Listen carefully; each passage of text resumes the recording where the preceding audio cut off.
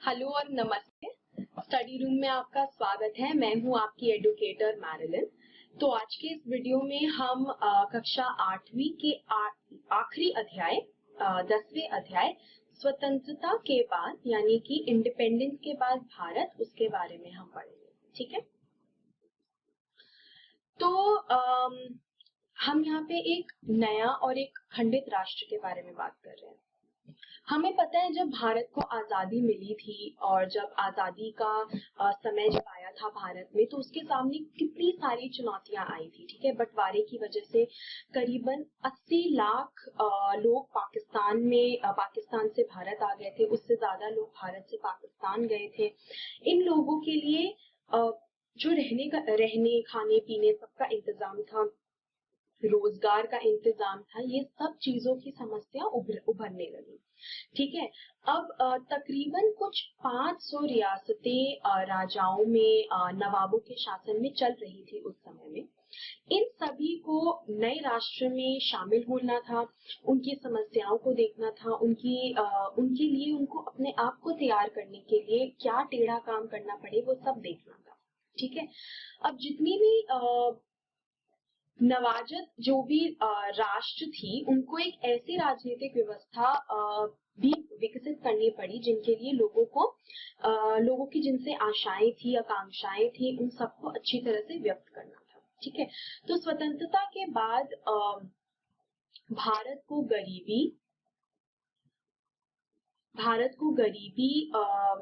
समुदायों के बीच में जो भी बंटवारा था, उसका विभाजन, बंटवारा के प्रभाव से बहुत सारी इस प्रकार की बहुत सारी चुनौतियों का सामना करना पड़ा। अब ये जो आप तस्वीर, ये जो चित्र देख रहे हैं, ये इलाहाबाद में महात्मा गांधी की अस्थियों का विसर्जन हो रहा है। ये फरवरी की बात है। ठीक है। तो अभी स्वतंत्रता को मानो 6 महीने भी नहीं हुए थे और सारा जो राष्ट्र था वो बहुत ही गहरे शोक में चला गया था, क्योंकि 30 जनवरी को 1948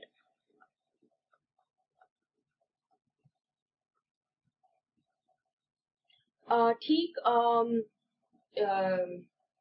हमारी आजादी के 2 साल के बाद ही बहुत ही कट्टर विचारों वाले एक व्यक्ति थे, नाथूराम गोडसे।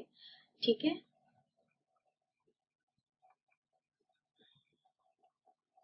नाथूराम गोडसे, उन्होंने गांधी जी की हत्या कर दी थी, असैसिनेट कर दिया था। ठीक है। हत्या कर दी थी, उनको मार दिया गया था। वे गांधी जी के इस जो उनकी जो दृढ़ विश्वास थी उसमें वे मतभेद रखते थे और वो उनकी बातों को बिल्कुल मानना नहीं चाहते थे। और वे इतनी ज्यादा उनकी जो विचार थे वो महात्मा गांधी से अलग थे और उनमें इतनी हेट्रेड थी, इतनी घृणा थी और नफरत थी कि उन्होंने उनकी हत्या कर दी। और जब तक हम भारतवासी इस बात से उभर ही रहे थे, ये हत्याकांड हो चुका था। अब ऐसे शोकमय समय में जवाहरलाल नेहरू ने भावुक होकर एक भाषण दिया उसी शाम को, और उन्होंने कहा, और मैं कोट करती हूँ जवाहरलाल नेहरू को, उन्होंने कहा, दोस्तों, साथियों, हमारी जिंदगी की रोशनी बुझ गई है और चारों ओर अंधेरा आ चुका है।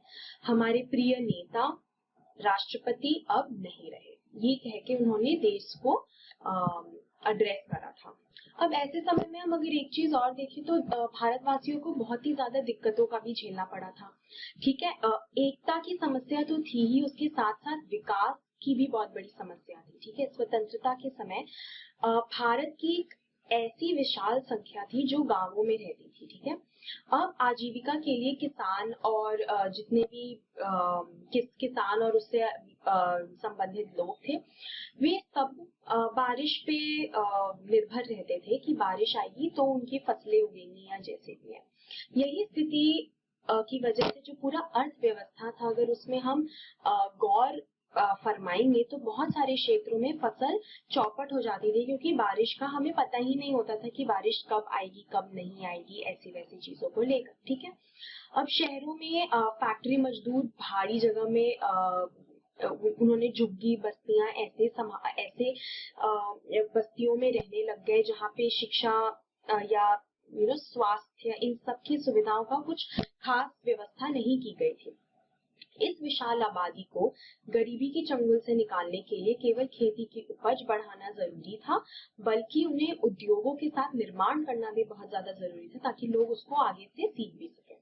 तो इन्हीं सब के बाद संविधान सभा की बात आई, जहाँ पे संविधान और इसी बात संविधान सभा की जैसे हम बात कर रहे हैं तो उसमें नवंबर में कुछ तकरीबन आप लगा लो 300 भारतीयों ने देश के राजनीतिक भविष्य के बारे में सोचा और विचार विमर्श करा, और उन्होंने बोला कि यद्यपि संविधान सभा में बैठकर क्या करेंगे, वे नई दिल्ली में बैठ के कोई एक नई आयोजित उनको करनी पड़ेगी और कुछ तो सोचना पड़ेगा, ठीक है। तो फिर क्या हुआ कि उन्होंने इन चर्चा की, बात विवाद करा और इसके फलस्वरूप भारत में संविधान लिखा गया, ठीक है। कब संविधान लिखा गया था? 26 जनवरी 1950 में संविधान लिख चुका गया था और इस दिन लागू हो गया था। और हमें पता है कि 26 जनवरी को हम मनाते हैं, गणतंत्र दिवस के रूप में मनाते हैं। तो ये वही चीज है। क्या हुआ था 26 जनवरी 1950 में? उस दिन हमारी पहली संविधान लागू हो चुकी थी। अब हमारे संविधान की ये एक खासियत थी। क्या थी वो खासियत? वो खासियत ये थी कि वे सार्वभौमिक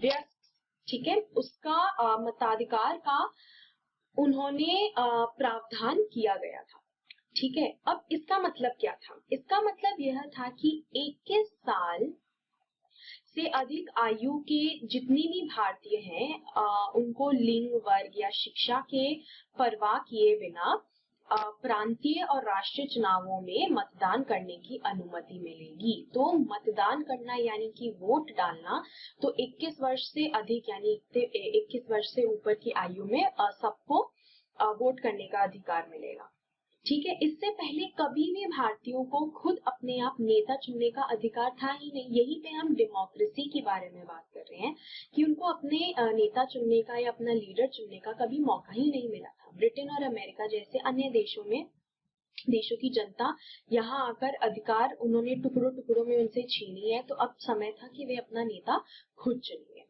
और एक बात और ये थी कि जैसे मैंने बोला कि जो अमेरिका और ब्रिटेन और इन सब देशों की मतदान का जो तरीका था, उसमें सबसे पहले से पढ़े लिखे मर्दों को, पुरुषों को अनुमति दी गई थी। उसके बाद गरीब पुरुषों को दी गई थी। तो ऐसे ऐसे करके अंत में औरतों को दी गई थी। लेकिन ये चीज भारत में अलग थी। यहाँ पे जैसे लिखा है, सभी भारतीय जिन उनका लिंग, वर्ग या शिक्षा उसके परवाह किए बिना सभी को अधिकार था कि वे वोट डाल सके, भले वो पढ़े लिखे हो या अनपढ़ हो या जो भी हो। अब जो हमारा संविधान था उसकी एक दूसरी विशेषता भी ये थी कि उसमें तमाम जातियों, धर्म और किसी तरह की जो पृष्ठभूमि है उससे संबंध रखने वाले सभी नागरिकों को कानून की नजर में समान माना जाएगा। तो समान माना जाएगा,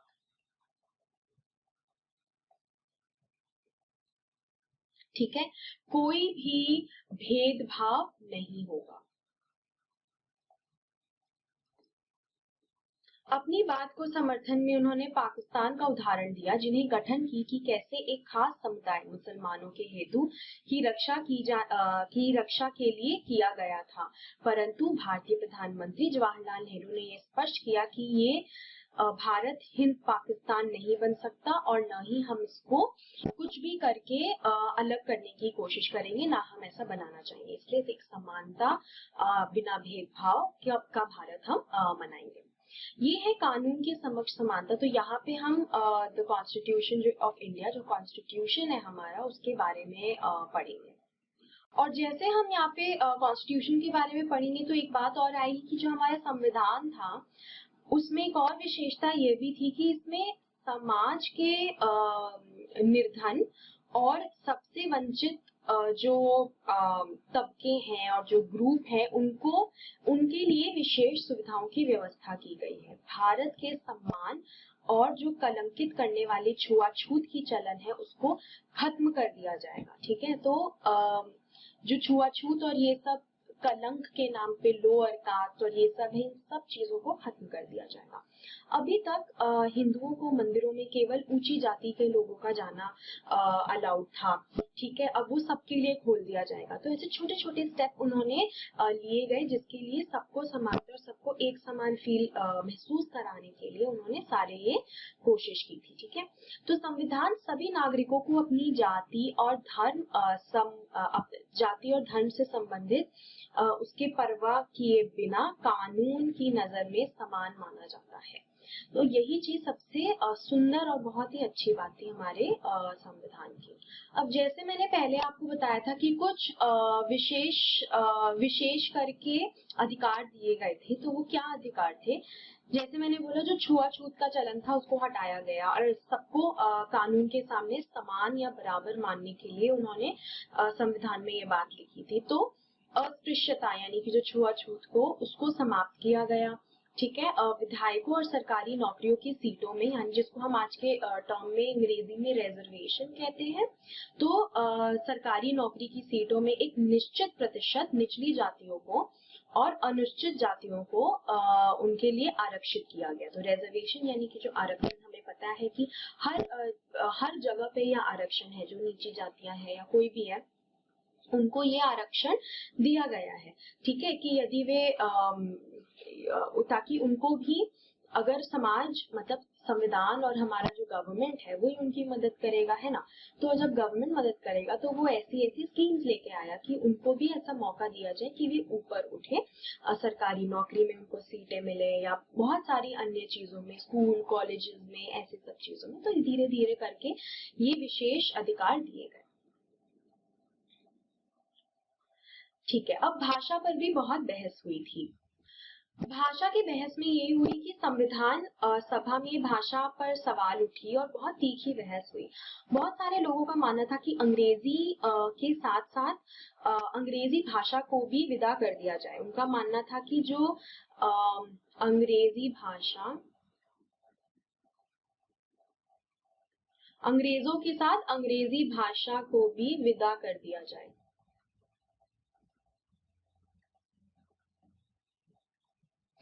ठीक है, अब उनका कहना ये था कि अंग्रेजी की जगह हिंदी को राष्ट्रभाषा बना देना चाहिए, परंतु जो लोग हिंदी नहीं बोलते थे उनके लिए ये राय अलग थी। और हमें पता है कि भारत में बहुत सारे अलग अलग राज्यों में अलग अलग भाषाओं को बोला जाता है, तो कोई एक भाषा को स्थित करना कि वे राष्ट्रभाषा है, ये संभव नहीं था। तो संविधान सभा की बोलते हुए टीटी कृष्णमूर्ति ने दक्षिण के लोगों की ओर से चेतावनी देते हुए कहा कि अगर उन पर भी हिंदी थोपी गई तो वे वहां पे बहुत सारे लोग भारत से अलग हो जाएंगे। ठीक है, तो ये गलत होगा। तो इस विवाद को बचाने के लिए आखिरकार बीच का एक रास्ता अपनाया गया। ठीक है, वो बीच के रास्ते को अपनाने में क्या हुआ कि संविधान के निर्माताओं ने हिंदी को भारत का राजभाषा का दर्जा दिया, जबकि अदालतों में, सेवाओं में, विभिन्न और जितने भी राज्य हैं उनके बीच संचार आदि के लिए अंग्रेजी का इस्तेमाल करने का फैसला किया गया। बल्कि जब अगर हम आज के समय में देखें तो हिंदी इन पर्टिकुलर ऐसा कोई भाषा नहीं है कि हमें जरूरी है कि हमें हिंदी जानना ही है। हमारे संविधान में और बाद में जितने भी रूल्स, रेगुलेशन, एक्ट और लॉ आए उसमें ये बात साफ साफ लिखी थी कि बहुत कुछ 20 या 22 भाषाएं हैं जो उन सब भाषाओं को मान्यता दी गई है, लेकिन हाँ, हिंदी और अंग्रेजी को बातचीत करने में और कॉमन, जैसे मैंने बोला कि अदालतों में, सेवाओं में और अलग अलग राज्यों में जो कॉमन जगह है वहां पे इस भाषाओं का प्रेफरेंस दिया जाएगा। बट ऐसा कोई वो नहीं है कि आपको ये भाषाएं जाननी जरूरी है। तो संविधान की रचना में बहुत सारे भारतीयों का योगदान तो हुआ ही था, और इन्हीं सब योगदानों के बीच में हम बात करेंगे डॉक्टर बी आर अम्बेडकर की भूमिका की। तो उन्होंने क्या किया कि उनकी बहुत ज्यादा बड़ी भूमिका थी, और उनके नेतृत्व में जो दस्तावेज को अंतिम रूप भी एक दिया गया था। संविधान सभा के सामने अपनी आखिरी भाषण में डॉक्टर बी आर अम्बेडकर ने ये भी कहा कि राजनीतिक लोकतंत्र के साथ साथ आर्थिक और सामाजिक लोकतंत्र बहुत ही ज्यादा जरूरी है। ठीक है, तो राजनीतिक तो जरूरी है ही, लेकिन आर्थिक और सामाजिक और भी ज्यादा जरूरी है। यदि लोगों को वोट डालने का अधिकार दे दिया जाता है तो इसमें अमीर गरीब ऊंची नीची जातियां इन सब के फासले अपने आप खत्म नहीं हो जाते। उन्हें कहा गया है कि संविधान के साथ साथ जो अंतर विरोधी है, ठीक है, जो उनको एक नए युग में प्रवेश करने वे एक नए युग में प्रवेश करने जा रहे हैं। राजनीति में हमारे पास समानता होगी, सामाजिक व आर्थिक जीवन में हम असमानता की राह पर चलेंगे। राजनीति में हमें एक ऐसा व्यक्ति और एक वोट और एक मूल्य का सिद्धांत का पालन करेंगे तो ही सब कुछ सही होगा। वोट के साथ साथ एक वोट और एक मूल्य, तो ये उनका कहना था। ठीक है, तो एक वोट और एक मूल्य, इसका जो सिद्धांत है ये फॉलो करा। ठीक है, इसके विपरीत अपने सामाजिक और जो आर्थिक संरचना है उसके फलस्वरूप हमारे सामाजिक और आर्थिक जीवन में एक व्यक्ति एक मूल्य के जो सिद्धांत है उसका निषेध करते रहेंगे। तो इन सब चीजों की भी ध्यान रखी गई थी। अब हम पढ़ेंगे राज्यों का गठन कैसे किया जाए। तो राज्यों का गठन यानी कि कैसे कैसे अलग अलग स्टेट्स को फॉर्म किया जाए, बनाया जाए, वो देखते हैं। तो ये था जो मैप हम देख रहे हैं, ये है प्री पार्टीशन, मतलब भारत के पार्टीशन से पहले का मैप। इसमें यदि आप देख रहे हैं तो जो पंजाब पाकिस्तान का जो इलाका है वो एडेड है, वो जुड़ा हुआ है इससे। ठीक है, तो ये ऐसा इसलिए हुआ था कि जैसे ही आजाद हो जाएगी भारत या देश आजाद हो जाएगा, जो प्रत्येक बड़े बड़े भाषाई समूह थे उन्होंने अपना अलग अलग प्रांत होगा ऐसा आश्वासन दिया गया था। ठीक है, आजादी मिलने के बाद कांग्रेस ने इस आश्वासन पर पूरा करने के लिए कई कदम नहीं उठाए, कोई कदम उन्होंने नहीं उठाया, क्योंकि भारत धर्म के आधार पर बढ़ चुका था। इसलिए महात्मा गांधी की जो तमाम इच्छाएं थी और प्रयास थी, उनके बावजूद ऐसा एक स्वतंत्रता रूप में हिंदू मुसलमान देश ऐसे ऐसे करके उन्होंने धर्म के मामले में भारत को विभाजन कर दिया था और एकदम अलग अलग हो चुका था। तो इतना जब दिक्कतें चल रही थी तो सबसे ज्यादा भारत की जो पहली और सबसे आखिरी जरूरत यही थी कि उसे एक राष्ट्र बनाया जाए। ठीक है, तो एक राष्ट्र बनाने का जो काम था वो शुरू करना था, एक राष्ट्र बनाया जाए। तो राष्ट्रवाद को बढ़ावा देने वाली हर चीज आगे बढ़नी चाहिए और उसके रास्ते में रुकावट डालने वाली जो भी चीजें उनको खारिज कर देना चाहिए या हटा देना चाहिए। तो प्रधानमंत्री नेहरू और उप प्रधानमंत्री वल्लभ भाई पटेल ने भाषाई राज्यों के निर्माण के खिलाफ थे। उन्होंने बोला कि हम भाषाओं के बेसिस पे निर्माण अलग करेंगे। हालांकि जो कांग्रेस थी उन्होंने भाषाई प्रांतों के निर्माण का वादा किया था। अब हमें पता है कि पार्टीशन से पहले और फ्रीडम से पहले कांग्रेस का राज था, इंडियन नेशनल कांग्रेस का। तो उन्होंने बोला था कि हम भाषा के बेसिस पे निर्माण पर हम प्रांतों को डिवाइड करेंगे, अलग अलग करेंगे। तो अब क्योंकि कांग्रेस के नेता अपनी इन बातों पर जो उनके वादे थे उनसे पीछे हट रहे थे, तो हमने देखा कि अलग अलग राज्यों में बहुत ही ज्यादा असंतोष आ चुका था। ठीक है, जो कन्नड़ भाषी लोग थे, मलयालम भाषी लोग थे, मराठी भाषी थे, सब अपने अपने राज्यों के इंतजार में थे। ठीक है, सबसे गहरा जो असंतोष था वो मद्रास में आया था और उसके बाद सबसे जो गहरा असंतोष था वो आया था मद्रास प्रेसिडेंसी के तेलुगु भाषी जिले में दिखाई दिया गया। ठीक है, जैसे कि आप यहाँ पे देख सकते हैं, ये आंध्र प्रदेश का डिस्ट्रिक्ट मैप है और यहाँ पे सबसे ज्यादा दिक्कतें देखी गई थी। तो अब क्या हुआ था, 52 में तेलुगु भाषाओं के लिए आंध्र राज्यों का गठन की मांग को लेकर भूख हड़ताल पे चले गए थे। 1 अक्टूबर को नए राज्य आंध्र प्रदेश फिर आ चुका था, बिकॉज उस हड़ताल को शांत करना बहुत ही ज्यादा जरूरत हो गया था।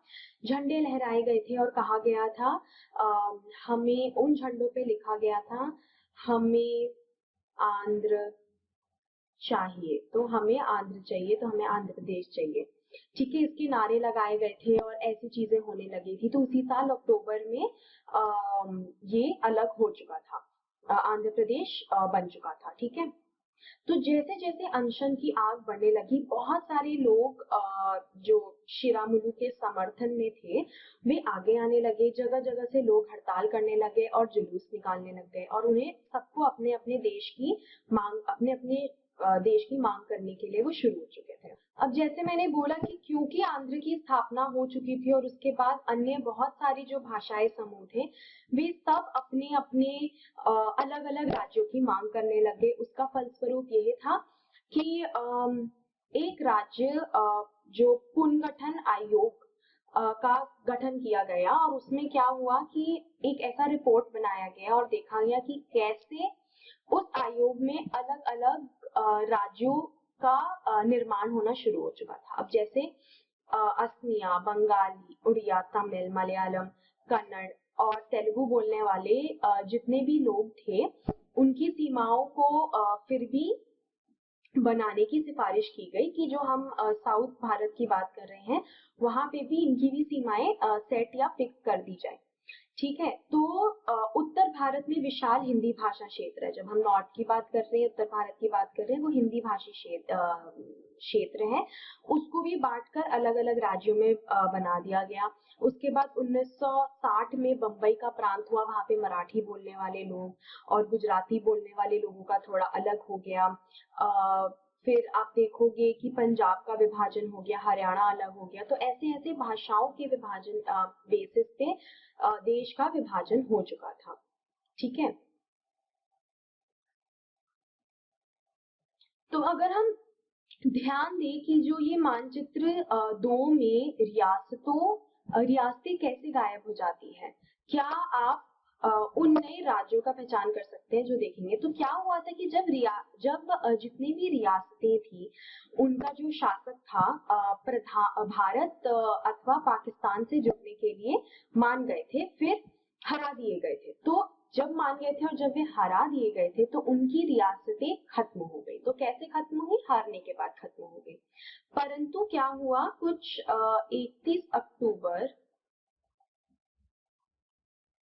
ठीक है, 31 अक्टूबर 1956 मतलब 56 में 1956 में तक, उस समय तक ऐसी रियासतें थी जिनका जो प्रशासनिक इकाइयां के रूप में बनाया गया था। ठीक है, इसलिए हम जो देखते हैं कि 56 के बाद का जो समय है वो कलावधि के लिए उन्हें भूतपूर्व रियासत कहा गया है। ठीक है, तो यहाँ पे वही चीज की बात हो रही थी। और यदि आप यहाँ पे देख सकते हैं, मैं एक दूसरे रंग के पेन से आपको एक्सप्लेन करती हूँ। तो ये मैप उतना क्लियर नहीं है, पर अगर आप यहाँ पे रंगों से देख सकते हैं, जैसे यहाँ पे पिंक है, हल्का सा जो पिंक रंग है, तो अब यहाँ पे वो अलग हो गया। तो ये जो क्षेत्र है, राज्य है, ये अलग अलग हो गई और राज्य के बेसिस पे सब अलग हो गए थे। ठीक है, अभी हमें पता है यहाँ पे जो साउथ भारत है वहाँ पे अलग अलग भाषा, जैसे कन्नड़ लोगों का अलग है, केरला में मलयालम, कर्नाटका में कन्नड़ा बोली जाती है, तमिलनाडु में क्या बोलते हैं, तमिल बोला जाता है। तो ऐसे ऐसे आंध्रा में तुलु बोला जाता है। तो ऐसे ऐसे चीजों में भाषाओं से अलग कर दिया गया था। तो आप रंगों पे यहाँ पे देख सकते हैं मैप में कैसे अब राज्यों का जो विभाजन हो चुका था तो कैसे कैसे अलग अलग स्टेट्स बन गए थे। ठीक है, तो आज के इस वीडियो में हम यहीं पे समाप्त करेंगे। ये अगले वीडियो में हम विकास की जो योजनाएं हैं, क्या बनी थी, क्या बनानी थी, वो देखेंगे और आपके एनसीईआरटी के कुछ प्रश्न भी सॉल्व करेंगे और चैप्टर को समाप्त भी करेंगे। ठीक है, तो ध्यान रखिएगा। Tata, take care.